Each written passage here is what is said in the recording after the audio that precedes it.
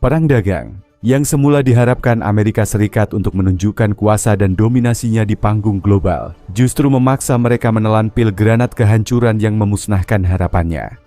Cina yang diancam dengan tarif dan diharapkan tunduk dengan mudah, justru mengaum lebih buas dari yang pernah dibayangkan. Alih-alih tunduk dan melakukan negosiasi seperti puluhan negara lain, Cina yang telah belajar banyak, bahkan memberikan tamparan keras terhadap Amerika Serikat, menunjukkan bahwa Cina sudah melampaui Amerika Serikat di beragam sektor. Bahkan dengan sangat vulgar, Cina menantang Amerika Serikat untuk berperang secara brutal dalam sektor apa saja, mulai dari militer, ekonomi, teknologi, energi, dan lain sebagainya. Di sini Amerika Serikat tampak sangat salah duga bahwa Cina yang selama ini dianggap sebagai negara kelas 2, diam-diam justru mencapai puncak kemajuan yang membungkam. Pada akhirnya, Amerika Serikat tampak menyesal telah menganggap remeh terhadap Cina. Barang-barang buatan Cina mendadak menjadi teramat mahal di pasar Amerika. Begitu pula produk Amerika Serikat di negara Cina. Namun tentu saja, Amerika Serikat menjadi pihak yang paling dirugikan dalam perang dagang ini.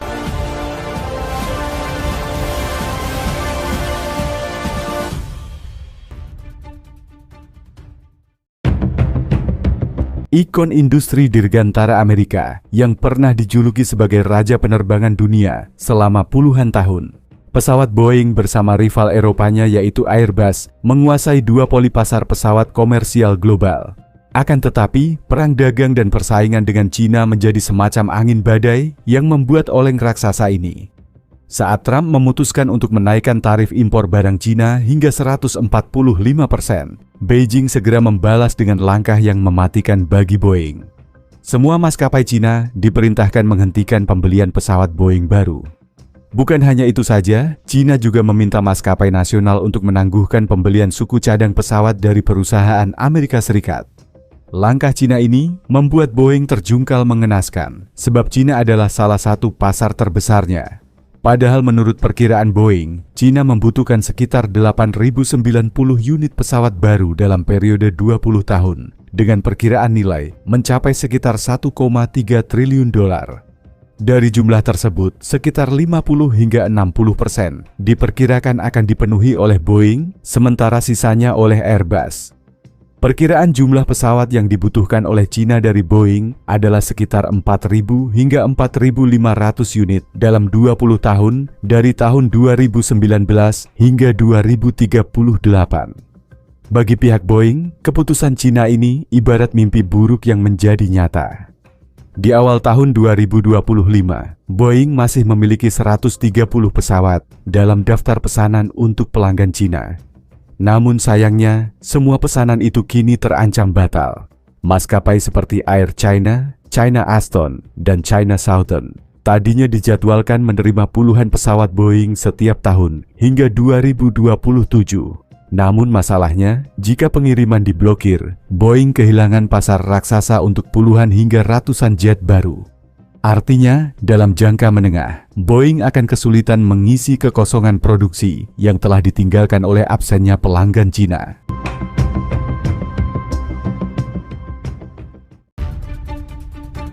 Selain di sektor dirgantara, sektor pertanian Amerika Serikat juga menjadi korban pertama dan paling jelas dari perang dagang dengan Cina.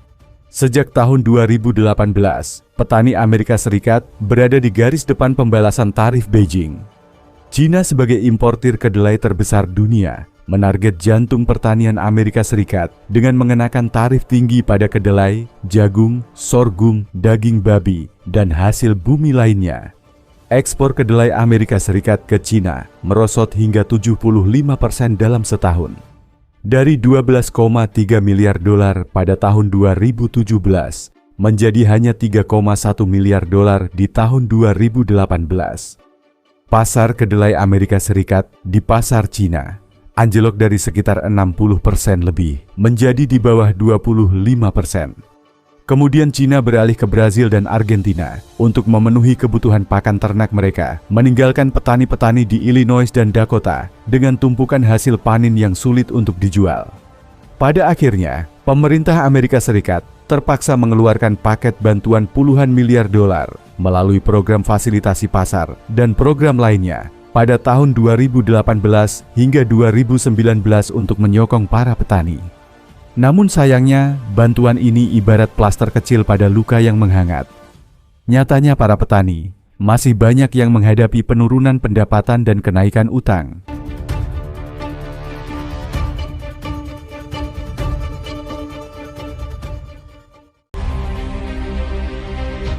Pendapat di Kongres tahun 2019, perwakilan petani melaporkan meningkatnya utang, biaya produksi yang melonjak, dan penurunan pendapatan yang mengancam kelangsungan usaha tani. Jumlah kebangkrutan pertanian di Amerika Serikat kala itu mencapai 20% dibanding tahun sebelumnya, yang mencapai level tertinggi dalam satu dekade.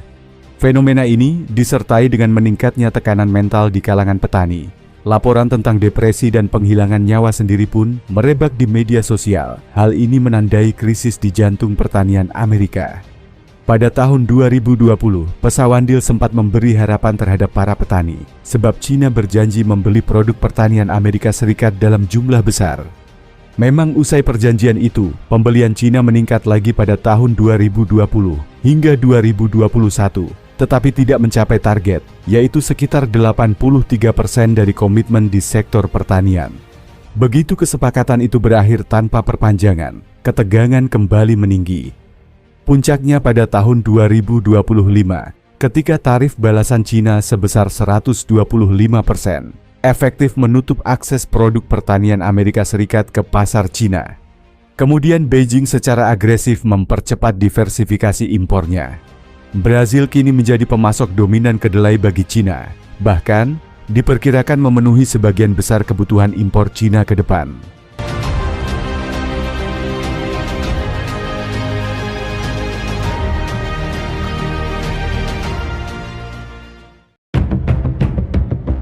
Sinograin, badan penyangga stok biji-bijian Cina, membeli sisa kedelai Amerika Serikat yang masih dikapalkan pada awal tahun 2025, sekitar 3 juta ton, untuk pengiriman April hingga Mei demi menjaga pasokan jangka pendek. Namun demikian, pembelian itu dilakukan dengan menanggung bea cukai masuk tinggi, yang berarti Sinograin mungkin harus menjualnya dengan rugi di pasar domestik, karena kedelai Brazil jauh lebih murah. Setelah gelombang pengiriman terakhir ini, diperkirakan arus kedelai Amerika Serikat ke negara Cina akan nyaris terhenti karena secara ekonomi tidak layak lagi dengan tarif setinggi itu. Bagi petani Amerika Serikat, tahun 2025 terasa seperti deja vu yang lebih parah. Ladang-ladang kedelai mereka kembali menumpuk, hasil panen tanpa pembeli atau dijual murah ke pasar alternatif dengan kerugian. Harga komunitas domestik terpukul ke bawah karena surplus yang tidak terserap ekspor.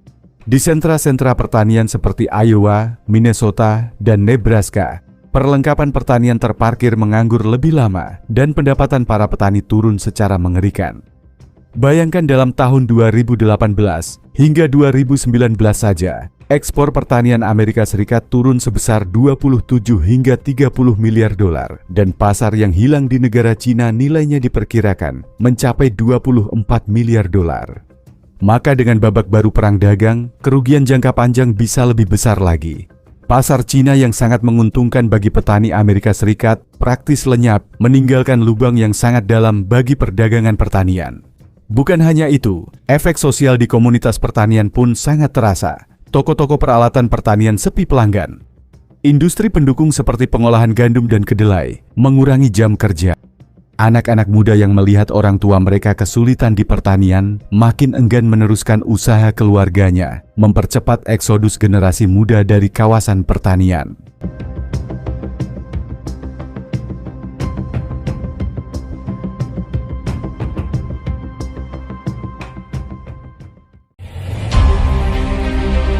Secara politik, kemarahan petani meningkat, dan ironisnya, banyak dari mereka adalah basis pemilih Trump yang mendukung kebijakan keras terhadap Cina. Namun kini, merekalah yang paling dirugikan. Seorang petani kedelai mengibaratkan situasi ini sebagai menembak kaki sendiri, yang artinya niat mereka adalah melukai negara Cina. Namun sayang, justru para petani Amerikalah yang pincang. Lebih jauh lagi, konflik dagang tahun 2025 juga mengguncang sektor energi Amerika Serikat di dua front, yaitu ekspor bahan bakar fosil serta persaingan teknologi energi bersih. Sebagai produsen minyak dan gas alam terbesar, Amerika Serikat dalam beberapa tahun terakhir gencar mengekspor gas alam cair atau LNG dan minyak mentah ke negara Cina. Namun setiap kali tensi meningkat, komunitas ini menjadi senjata politik. Pada perang dagang era Trump, China sempat memangkas drastis impor LNG dari Amerika Serikat dengan mengenakan tarif hingga 25%. Hal ini membuat ekspor LNG Amerika Serikat ke China nyaris terhenti pada tahun 2019. Setelah sempat pulih sebagian, di tahun 2025 ini, putaran tarif 125% Cina kembali membuat impor energi dari Amerika Serikat tidak ekonomis. Sementara itu, Cina bisa dengan mudah beralih ke pemasok lain. Mereka dapat meningkatkan impor minyak murah dari Iran dan Rusia yang memang sedang butuh pembeli akibat sanksi Barat, serta menambah kontrak LNG jangka panjang dengan Qatar serta Australia. Dengan begitu, perusahaan-perusahaan energi Amerika Serikat kehilangan akses ke salah satu pasar yang paling dinamis pertumbuhannya. Meski Amerika Serikat adalah net eksporter energi, kehilangan pelanggan sebesar Cina tetap memiliki dampak yang cukup besar. Harga gas alam di Amerika Serikat bisa turun karena kelebihan pasokan yang tidak terjual, yang kemudian memukul profit perusahaan-perusahaan gas. Di Texas dan Louisiana, proyek ekspansi terminal LNG menjadi tanda tanya karena pembeli Cina yang telah hilang. Demikian pula petrokimia yang bergantung pada rantai ekspor minyak atau gas juga terkena imbas. Ini artinya, dominasi tradisional Amerika Serikat di sektor energi fosil mulai tergoyahkan oleh kombinasi perubahan geopolitik serta strategi Cina mencari pasokan alternatif.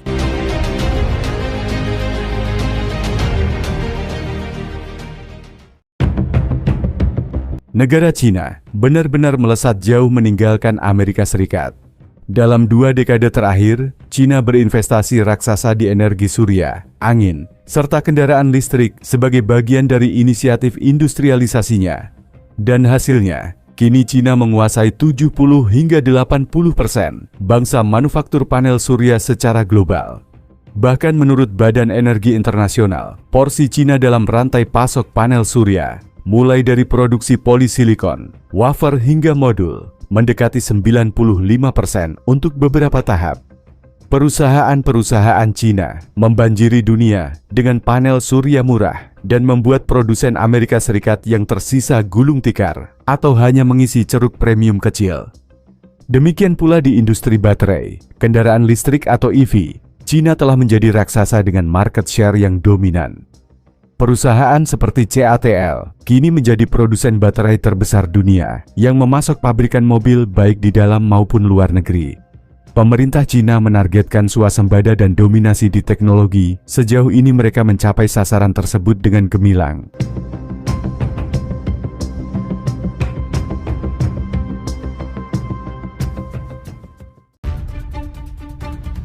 Sementara itu, Amerika Serikat sangat tertinggal dalam transisi energi. Hingga awal tahun 2020-an, Amerika Serikat masih sangat bergantung pada energi fosil dan upaya membangun industri energi bersih dalam negeri berjalan lambat. Baru pada tahun 2022, Amerika Serikat mengesahkan Inflation Reduction Act yang berisi subsidi besar-besaran untuk kendaraan listrik dan energi terbarukan dalam upaya mengejar ketertinggalan dari Cina. Namun sayangnya, waktu tidak berpihak pada Amerika Serikat. Saat Amerika Serikat baru memulai, Cina sudah memetik buah investasi jangka panjangnya. Pada tahun 2023, Cina memasang kapasitas pembangkit surya baru, hampir setara dengan total kapasitas surya seluruh dunia di tahun sebelumnya. Dan dengan skala ekonomi dan kendali rantai pasok, China berhasil memproduksi teknologi energi bersih dengan biaya yang sulit disaingi. Dunia pun cenderung membeli dari China untuk mendapat harga yang lebih murah, termasuk sekutu Amerika Serikat sendiri di Eropa. Hal ini tidak hanya soal ekonomi, tetapi juga masalah geopolitik.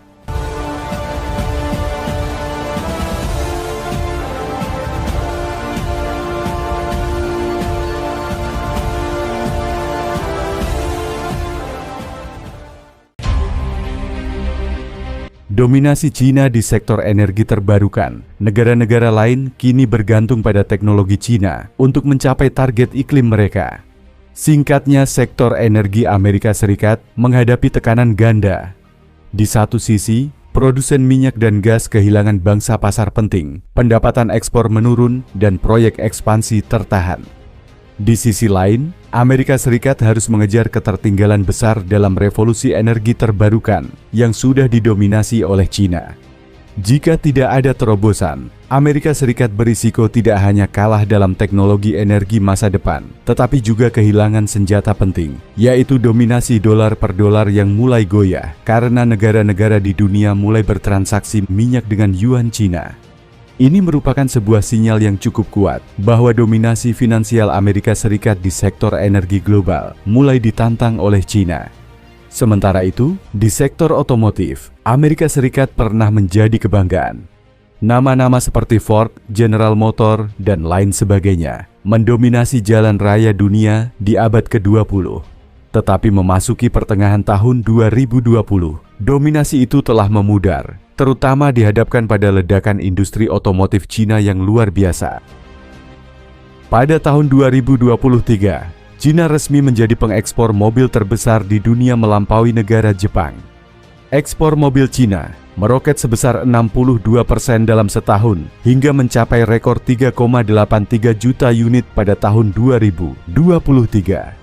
Jika menghitung semua jenis kendaraan, termasuk kendaraan berat, total ekspor Cina diperkirakan mencapai 5,26 juta unit senilai 120 miliar dolar pada tahun itu. Angka ini melampaui ekspor Jepang yang mencapai 4,3 juta unit dan jauh di atas negara Jerman. Sebaliknya, pabrikan Amerika Serikat cukup tertinggal dalam lomba mobil EV. Meskipun Tesla dikenal sebagai pionir EV berasal dari Amerika Serikat, namun produsen tradisional Detroit sangat lamban untuk beralih ke mobil listrik. Baru sekitar 2021 sampai 2022, mereka mengumumkan model-model EV andalan. Itu pun dengan peluncuran yang terjanggal, dengan isu pasokan chip dan baterai. Hingga tahun 2025, penetrasi EV di pasar domestik Amerika Serikat masih di bawah 10%, tertinggal jauh dari China dan Eropa. Hal ini membuat industri Amerika Serikat kurang siap menghadapi pergeseran global ke kendaraan listrik yang tengah dipimpin oleh China. Kenyataan ini memberikan dampak berlapis terhadap Amerika Serikat. Secara langsung, defisit perdagangan sektor otomotif membengkak.